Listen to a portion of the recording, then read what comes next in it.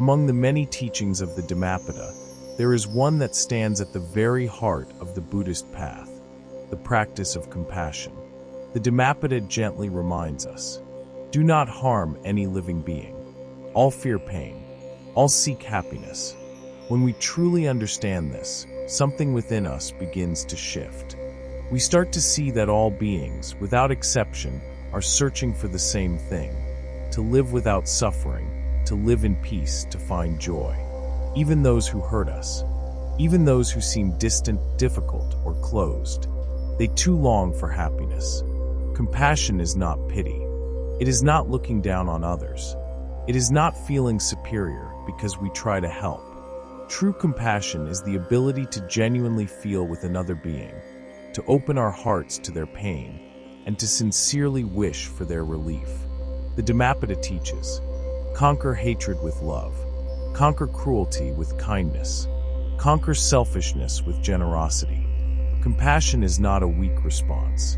It is a quiet power. It has the strength to soften conflicts, to heal old wounds, and to break walls that separate us. But how do we actually cultivate compassion in our daily lives? It begins with a shift in the way we see others. When we truly look, we see that everyone is just like us, someone who feels, who struggles, who dreams, and who sometimes gets lost. Someone who wants to be happy, even if they don't know how to find their way. Compassion is about looking beyond appearances. So often, anger is just a mask for fear. Indifference can hide deep pain. Harshness can come from untold stories, from places of silent suffering. When someone hurts us, we can pause and ask, what pain might they be carrying? When someone acts selfishly, we can wonder, what are they trying to protect? When someone shuts down, maybe they are just doing their best to survive their own fears. Compassion invites us to make space for these questions without rushing to judgment or anger. The Dhammapada reminds us, like a beautiful flower without fragrance, sweet words mean nothing without compassion. Compassion is not just about kind thoughts or soft words. It must become action. It is being fully present when someone needs to be heard. It is reaching out with no expectation of reward. It is standing beside another's pain without needing to fix it. Compassion also begins with how we treat ourselves. So often, we are quick to offer kindness to others but harsh and unforgiving with ourselves. We punish ourselves for mistakes. We demand perfection. We carry the weight of our own judgments. But the path of compassion includes learning to soften toward ourselves, to speak to ourselves the way we would speak to a beloved friend. When someone we love is in pain, what would we say? How would we comfort them? Can we learn to offer those same words to our own hearts? The Dhammapada teaches, one who wisely loves themselves does not harm others. When we begin to practice self-compassion, we no longer need to project our pain onto others. We no longer lash out because we are running from our own wounds. We can become a safe, steady refuge for ourselves and for those around us. Compassion also means being willing to sit with pain, without turning away, without closing down. It's easy to be compassionate when life is calm and simple.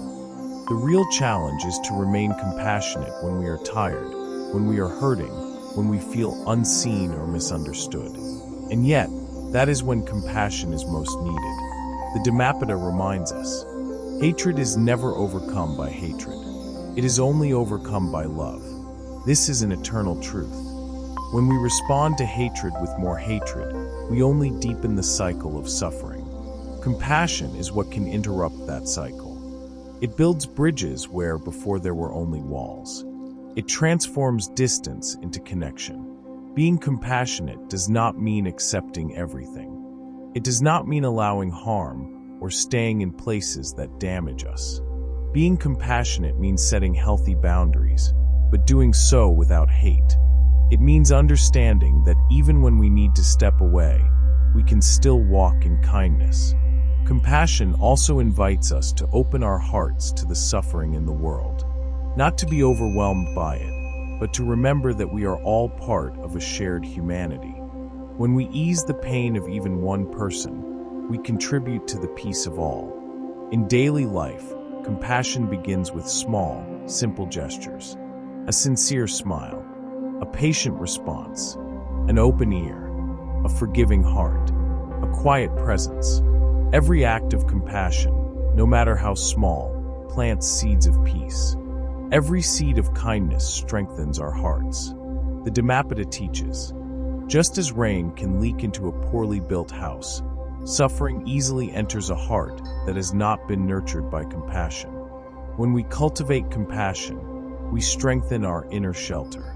We become more open, more resilient, more free.